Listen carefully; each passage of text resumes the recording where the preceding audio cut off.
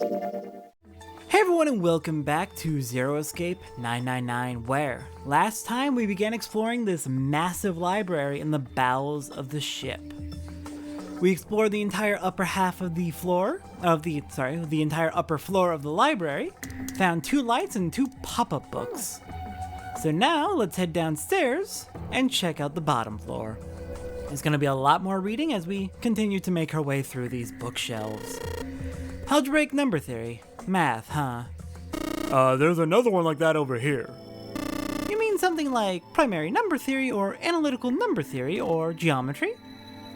Oh my gosh, how did you know? Nobody said anything about those.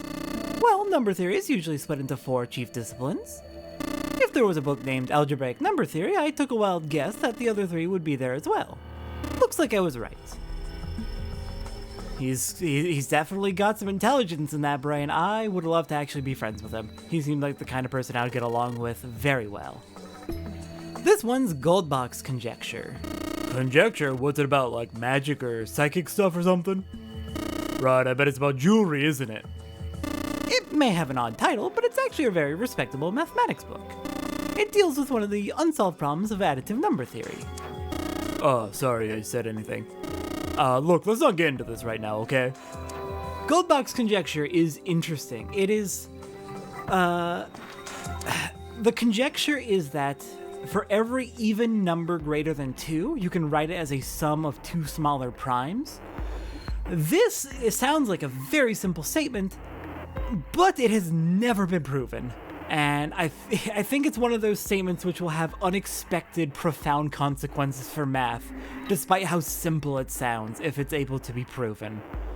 Really anything dealing with prime numbers, if you end up proving or disproving some statement involving them in some way, you're gonna be getting some really interesting results in math, generally speaking, because primes are just so fundamental. The Pythagorean theorem. This is a famous one. Sounds like there are a number of math books in this section. Indeed. Entire books, though, on Goldbach conjecture. Okay, I guess Goldbach conjecture hasn't been solved, so it makes sense there'd be entire books on it. But about the Pythagorean theorem? I wouldn't think that would need an entire book. I guess if you're working up to proving it, maybe. If you're going from, like, absolute basics. That's a weird book, Junpei. Indian mathematics. Huh, that's funny. Why is that funny? No, seriously, Clover, why is that funny? So many important mathematical developments came out of India. Next up we have, it says Riemann hypothesis. Oh no, I know where she's gonna deal with this. What's there to hypothesize about with a Riemann? Isn't it pretty straightforward? Heavens no, there are many factors. Length, girth, lubrication, or lack of. It's an exciting and rapidly growing field. Don't say rapidly growing. God damn you. Whoa! Well, they are certainly close siblings if they can just casually make sex jokes with each other and not just bust out laughing.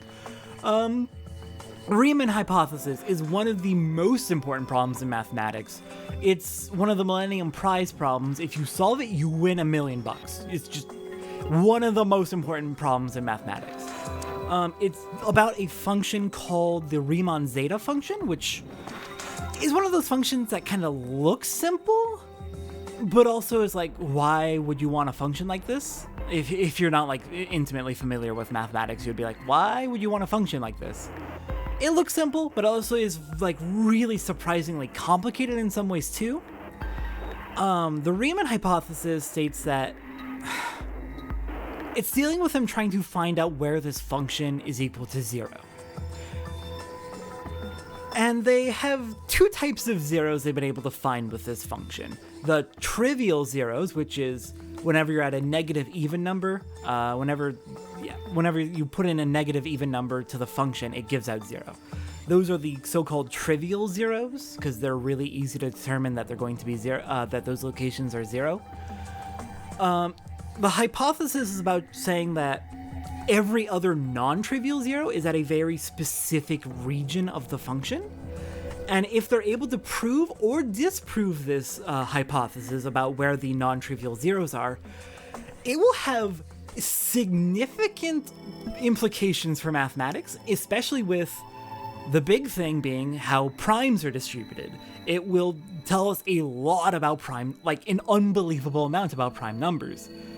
It is such an important hypothesis that mathematicians have actually begun using it in an interesting way.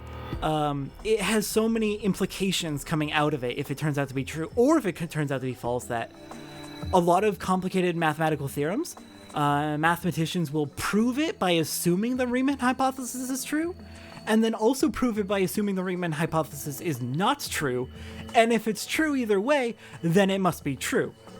But the proofs specifically rely on the Riemann hypothesis being either true or false, and it's such a fucking wild hypothesis. It's so important to mathematics, and it has not been solved. I think they've been working on it for over 100 years? No progress, but no solution yet.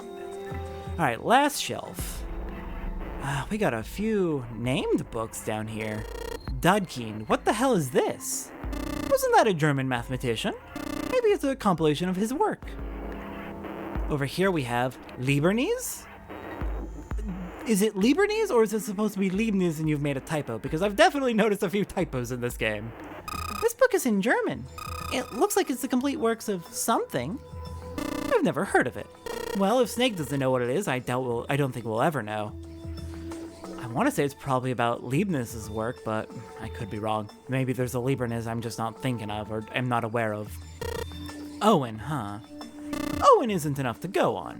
Perhaps it's about the English Revolutionary.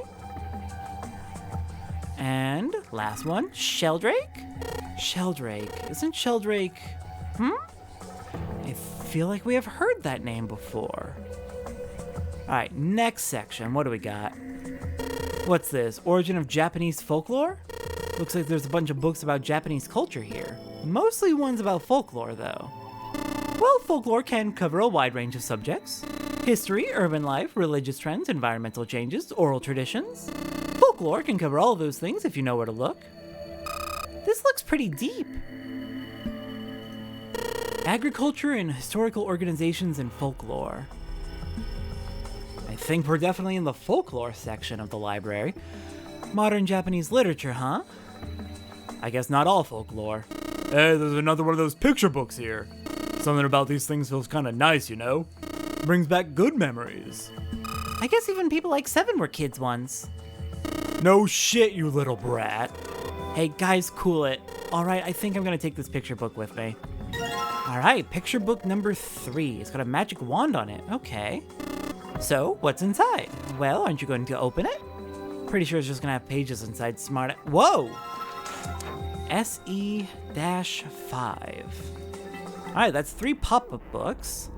I'm gonna guess we're gonna need one more light while we're at it. Let's see what they've got here. So many books. I wonder what this one's... Whoa, what's this? Warm? Oh, sorry. Oh, no, I'm sorry. Hey, what's the deal with this sappy stuff? Seriously, what just happened there? I think I'm gonna need a bit more detail on what's going on. Okay, we did that. So I guess onto this section. There are books here in all sorts of languages, but there's something suspicious about the shelf on the left. Alright, I'll check it out. What do we got? There's a couple of books on the glass shelf. From left to right, they say volume 632415. I'm not gonna write that down. I wanna see if I can remember. 632415. Alright, how about this down here? Aha! In the middle of the glass door is a cylinder lock. You know, the kind of lock where you rotate the numbers around until you've got the right ones to open it. What the hell is this? It's like you just gave us the answer. Guess might as well give it a shot. Oh, oh, thank goodness, it shows on the top screen. I forgot already. This cylinder lock's a little bit weird. I'm gonna click the 1 on the left-hand cylinder. It rotates down. Intuitively, I would think I click the 1 and it moved the 1 into the center, but I guess not. So we want 6, 3, 2, 4, 1, 5.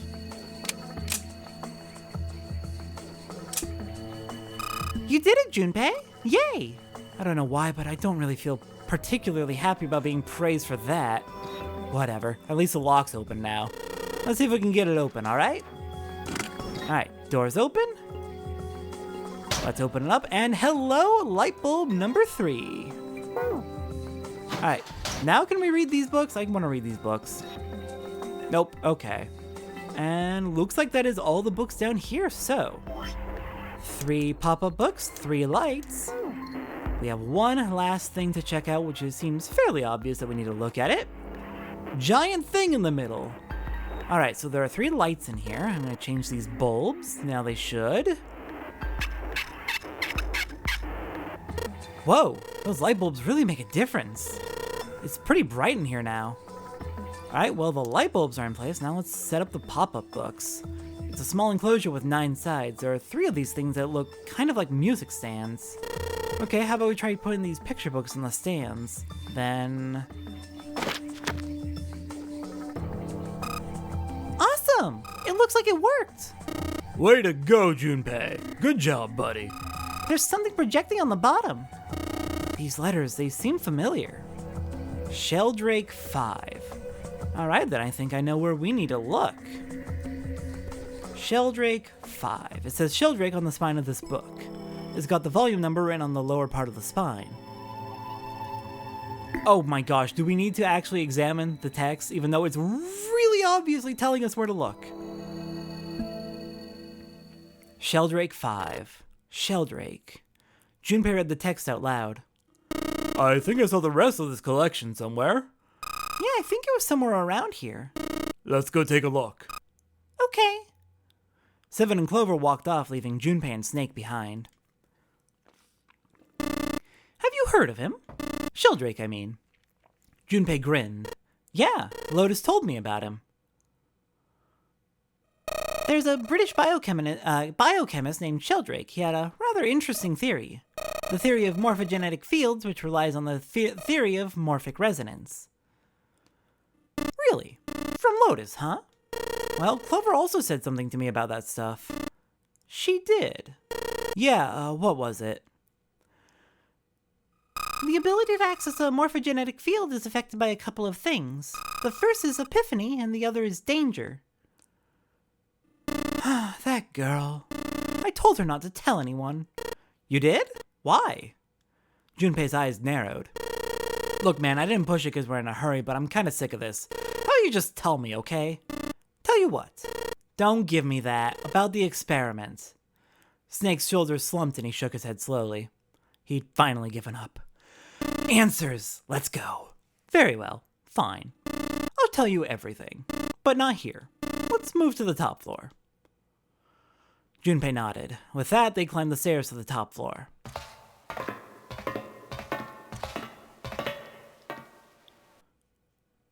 Snake was silent for a moment after they arrived, then finally crossed his arms and spoke. I suppose I might as well start by telling you why I kept quiet and why I made sure Clover did as well. To be honest, the explanation is quite simple. Zero told me not to. I had little choice. He didn't walk up and tell me, of course. He gave me a message engraved on a card. Snake reached into his sleeve and pulled out a small, stiff piece of paper. It looked a good deal like the one he'd shown everyone on the central staircase. So you had 2 cards? No, only 1. Huh? What do you mean? I thought that card just had some rules from the nonary game on it. Junpei, could we read that? Yes, it did. And those were the rules I read you. However, they were not the only thing on the card. There was something I didn't read. Well, perhaps I should say there was something I couldn't read. And that was... Tell no one of the events that took place 9 years ago. Tell and I activate your sister's detonator. Oh. Well, Snake nodded. Well, what about Clover? Did she get a message from Zero too? I don't believe she did. But doesn't it strike you as strange that Zero would shut my mouth but not hers? Yeah, that does seem a little weird. To be on the safe side, however, I told her it was best not to tell anyone. Still, apparently she told you. That girl. What's wrong with her telling me? I figured some stuff out with the things she told me. I mean, it looks like the whole activate her detonator thing was just a bluff. She's prancing around downstairs happy as a clam now that you're back. She's clearly not exploding. Snake glanced down at Clover and Seven, examining one of the bookshelves. That's very true. I decided I can trust you. I've decided to tell you the truth. The chance that Santa is 0 is very high. I feel I can assume Santa doesn't have the time to observe us at the moment. And at any rate, even if he were, I very much doubt he would kill us. Why not? Clover told me about the 4-leaf clover, about the words. If he knew about that, then he was in my group during the first experiment. I'm sure of it. So Santa was definitely in the experiment, and his sister died 9 years ago from what he told us. Fuck. So it's all a revenge plot against Ace and the other people who organized the nonary game. But then why involve everyone like this? He wanted to kill us, no matter what the situation was. Snake paused and cocked his head as though he was listening to something very far away. His face looked dark as though something was weighing on him. Hey, Snake? Junpei wasn't quite sure what to say. Snake turned and looked at him. Yes, I know. You want to know what happened during the experiment. Yeah. How much do you know? Junpei relayed to Snake everything Clover had told him. The morphogenetic field and the experiments 9 years prior that had dealt with it. How the experiment had taken place simultaneously at 2 locations, one being the ship and the other being a building in Nevada. How they'd played the nonary game. He told him everything. And finally, he told him how a girl had died during the experiment. Okay, so let's go over what we know about everyone right now. Ace organized the original nonary game, so this nonary game is a plot for revenge against him. Snake was in the nonary game. He was one of the children. Santa was presumably in the nonary game. His sister was as well, and she's the one who died, is what it sounds like. Given the timing, she died 9 years ago, the nonary game took place 9 years ago, and Santa was apparently in it, so... Clover was in the nonary game. Junpei, we have no idea. June, we have no idea. We know Junpei and June are connected through each other, but that's about it. 7 was the investigator who found and saved the children. Lotus was a parent of the 2 of the children, and we don't know about the 9th man. I think we can make some safe assumptions. If this is a plot to get revenge against the people who were behind the nonary game, there were 4 people listed. It's probably safe to assume, right, Ace did tell us that he knew the 9th man and the 9th man knew him. The 9th man was a collaborator on the original nonary game. We know that for sure, Ace told us. And it's probably safe to assume that the one who Ace was tricked into killing, the one disguised as Snake, was probably also a collaborator. There's another person who died, the one in the captain's quarters. Is it safe to assume that that's the 4th person who collaborated? So that means 3 of the 4 people who involved in the original nonary game in organizing it would be dead if we're assuming correctly. And that seems safe given that 0 said this is a revenge plot. And finally, he told him how a girl had died during the experiment. Oh, she told you all that, did she? Snake looked down, his face was tight. A slight tremor shook his body and he tried to hide it. He was putting on a good front, but even Junpei could tell he was holding back something deep and powerful. He made as if to brush something from his face and looked up at Junpei. At any rate, I now know how much you've learned. All that remains for us to determine is who did this and why, right? Yes. Can you tell me what happened? Snake nodded slowly. The people who organized the initial experiment were for a company called Cradle Pharmaceutical. There were 4 of them running the show. Gintaro Hongo, Ace, Nagisa Nijisaki, Teruaki Kubota, and Kagechika Musashito. Well now, their faces may be shaded, but don't they look familiar? Hongo was the CEO of Cradle Pharmaceutical. Nijisaki was his right-hand man and did the lion's share of the planning. Kubota led the company's research and development division. Musashito was their majority stockholder. It was these 4 people who planned the initial experiment. Let me simplify it for you. Hongo designed it, and Nijisaki put it all together. Kubota developed the technology required, and Musashido provided the cash. So it's Hongo, Nijisaki, Kubota, and Musashido. Junpei couldn't shake the sense that he'd heard those 4 names somewhere before. Except, Junpei, you haven't. Not in this route. Of course, more than 4 people were required to conduct an experiment of this scale. To that end, they organized a top-secret team to assist them with their research. All in all, they gathered 10 people or so. Those 10 completed their team, and they were able to begin the project. They named it the Nonary Project. The purpose of the experiment was to research the prospect of controlling a human mind through sheer will. The vessel, I suppose you could say, for this control was the morphogenetic field. Why did the glycerin suddenly begin to crystallize? Why did the crystal structure of EDT undergo a sudden change? Why did the rats improve their puzzle-solving skills with each generation? We didn't hear that story in this route. We heard those first 2, but we didn't hear the rats.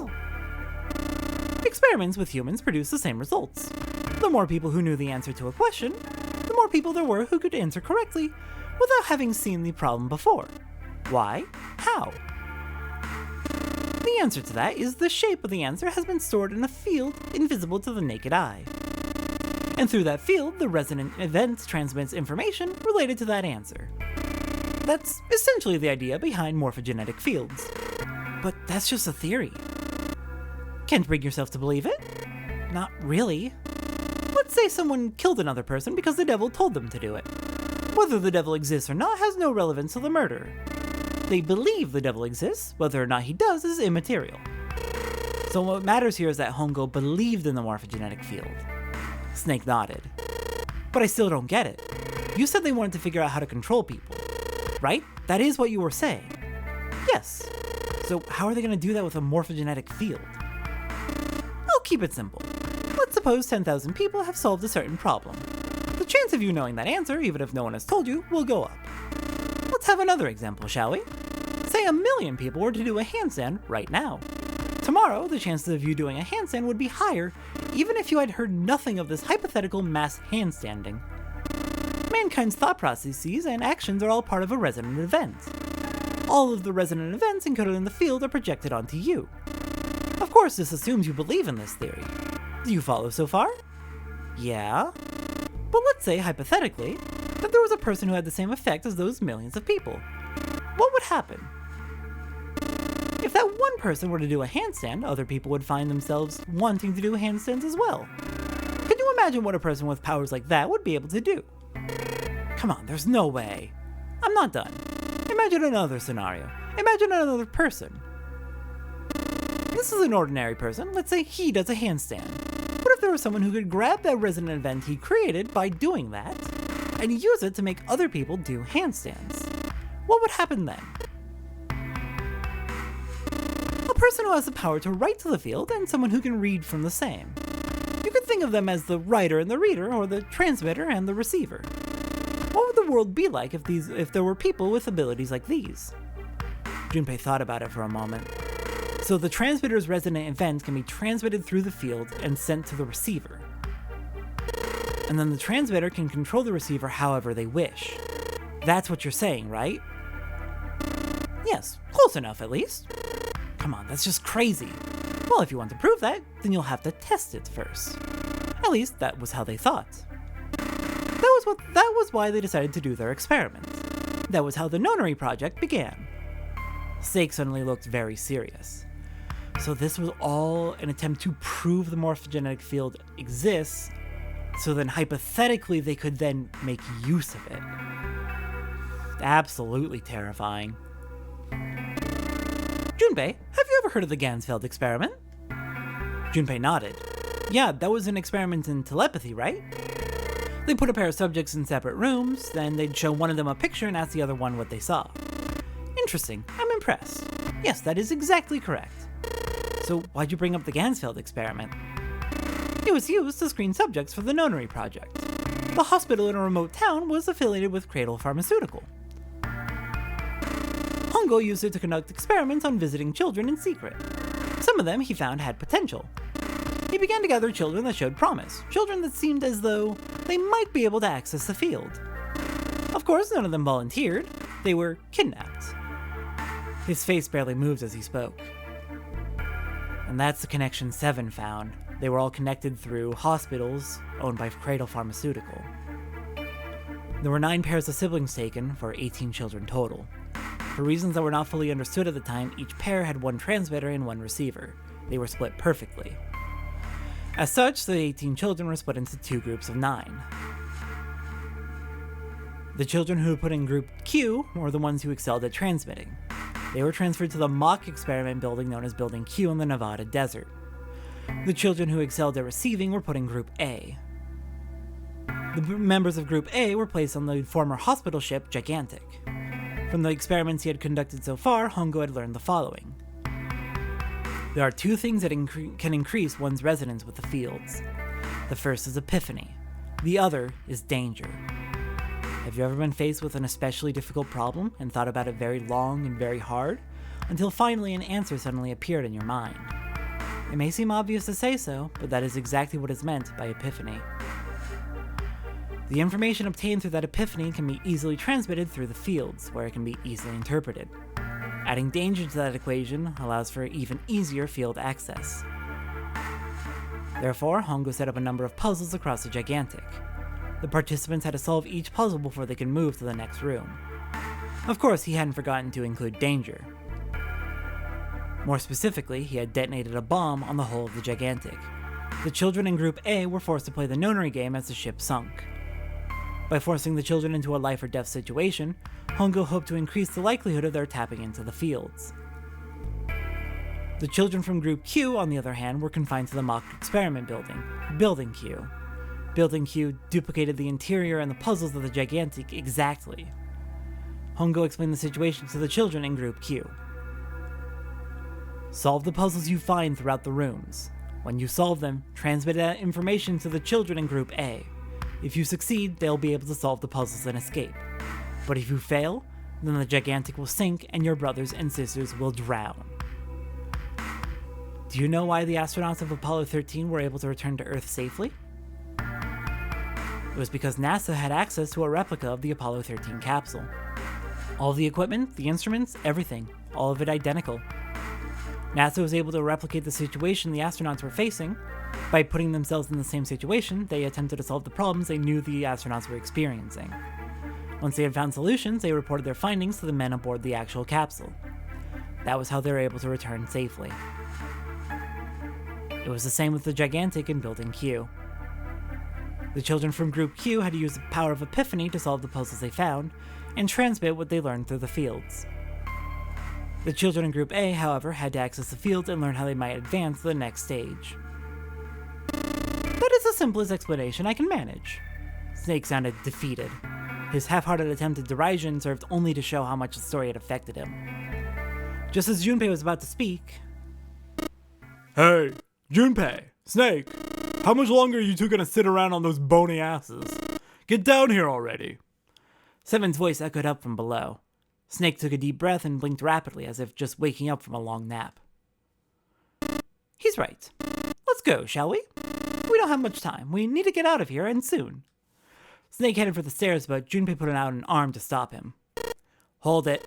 There's one more thing I want to ask you. Are you sure that there were 18 kids? Why? Well, I thought it was only 16. Oh, yes, that was what they said on the news, wasn't it? Yes, I have no doubt that 18 children were abducted and used in Hongo's experiment. After all, you couldn't exactly play a nonary game with any less, could you? Well, yeah, but... Are you saying that the news got it wrong? Yes, I am. There were 2 more children. However, they had no relatives that I'm aware of. I imagine no one filed a police report when they went missing. Santa said that their parents died when they were young in an accident. Santa and his sister were the children who were never reported. They were brother and sister, like Clover and I. The brother's name was Owie. The sister's name was... Her name was... Snake couldn't seem to bring himself to continue. It looked as though what he was about to say brought him great pain. Her name was Akane. That was a girl who died. Junpei felt as though he had been punched in the stomach. His vision went blurry and his head felt light. He couldn't think straight. Everything was blank. Had Akane Kurashiki died 9 years ago? If she had, then who was June? No, that was impossible. It couldn't be true. Akane wasn't an uncommon name. If Snake had known her last name, then that would have been a different matter entirely. So they shared a name. There were many other people who did as well. It meant nothing. It was a different person. Of course it was a different person. It had to be. Junpei shook his head hard and pulled himself back to reality.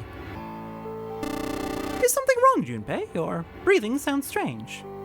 Then Snake had noticed. Junpei cleared his throat and tried to act calm. Oh, no, it's nothing. I'm fine. Let's get back down there, all right? Snake raised an eyebrow, but said nothing. He headed down the stairs, Junpei bringing up the rear. He couldn't bring himself to ask. He told himself he knew the answer already, but he couldn't bring himself to ask what the girl's last name had been. With every step he took, the cold, hard sound of feet against metal dug at his heart.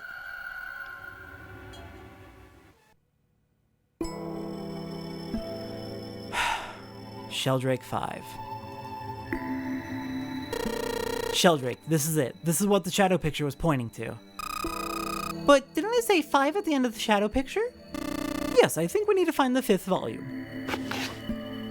Well, would you look at that? There's a big red button behind this book. I guess we should press the button. Indeed.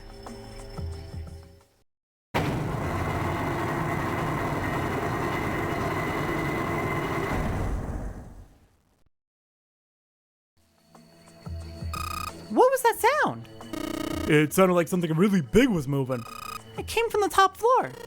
Alright, let's go check it out. And it seems that the door has been opened. We can head forward. Here we are. What do we got?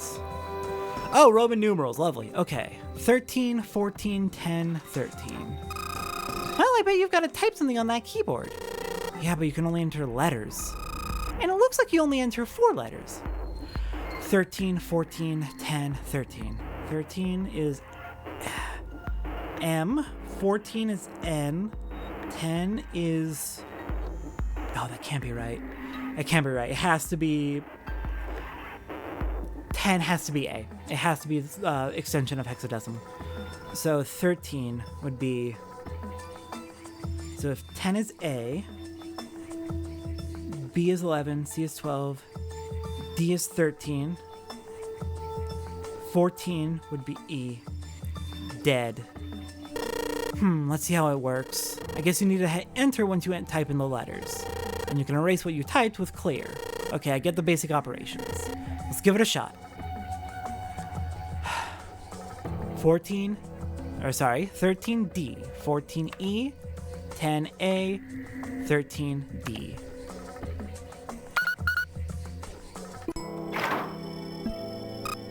Yay! You did it, Junpei! It's unlocked now. Good job, Junpei. Whoa there, don't get too excited. The password was dead, remember? Just makes me think whatever's waiting for us isn't good. So what? Jeez, you're such an old lady. What? We can't be worried about stuff like that. I mean, come on, we got it to unlock, didn't we? Let's go, hurry up. All right then. Next time on Zero Escape 999, we see what's beyond this door in our next room. I'll see everyone next time for that. All right, let's get this thing open.